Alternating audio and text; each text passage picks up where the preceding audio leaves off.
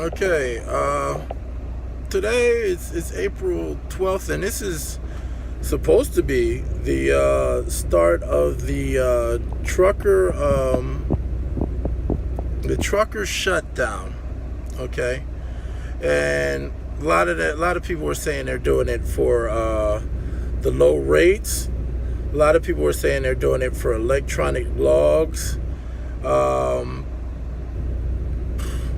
I've heard a bunch of different reasons. Well, but here's my thoughts on it, right? People got to eat. It would be nice to have the unity out here, but everybody has their own agenda in this whole thing, right? I'm driving today or whatever, right? And a lot of people say it's really only for the electronic logs. I don't understand why they're complaining. I'm not a pundit of electronic logs. It's really not a bad thing. It's reasonable to drive 11 hours a day, get to where you got to get. The time before electronic logs, a company could kind of like schmooze you, or sort of like if you weren't strong on it, or if you didn't stand on your principles or something like that, they could probably force you to do more than, what you either wanted to do, or more than the law, the law allowed. They couldn't say it right out, but on the back end, they might get, you might have to sit a day or something like that. They'll try to get you in some other way, But, with electronic logs, they really can't force you. You do your hours, and that's pretty much it. See, what a lot of people think is, you're not going to get rich driving the truck. If you got a trucking company with a couple drivers under you, all right, it's possible to make you some money doing that. But as far as driving the truck, no. Rates, after electronic logs came out, as far as I know, rates went up, but every once in a while, rates are going to dip. That's just a part of this business right here, right? And I don't think it's directly linked to electronic logs or whatever, What is kind of going on is I don't work for big companies, and however you got to get your experience in the beginning, I'm not against you getting your experience in the beginning, but move to a smaller company because you're going to get better treatment.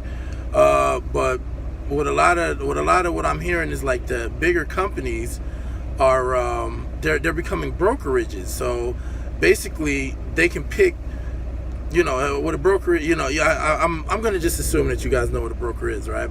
But as they're becoming brokerages, they can go get all the good freight for themselves and get and sell all the not so great freight to everybody else, owner operators and things like that.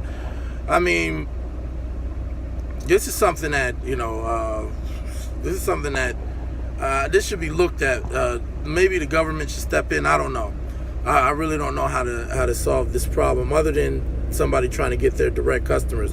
But for low freight, I think that's more of an issue. I think it's the larger companies becoming brokerages and divvying out the BS freight. But that's not going to last forever, because the larger companies, they have a high turnover rate, so they're getting new drivers all the time, and all these drivers are, they're going to have accidents, things are going to happen, it's going to be late, whatever.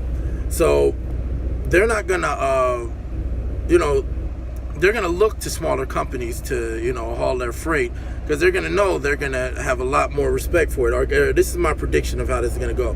This is not going to last forever. The bottom's got to fall out of it. And, there's a trucker shortage out here.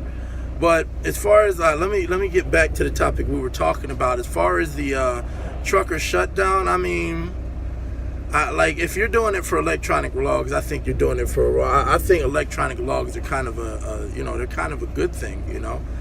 I do know that's a way that they leveled the playing field for the big boys. But me, I like it. I drive my 11 hours and that's it. I don't plan to get rich in the truck. I limit my my expenses, and I live well.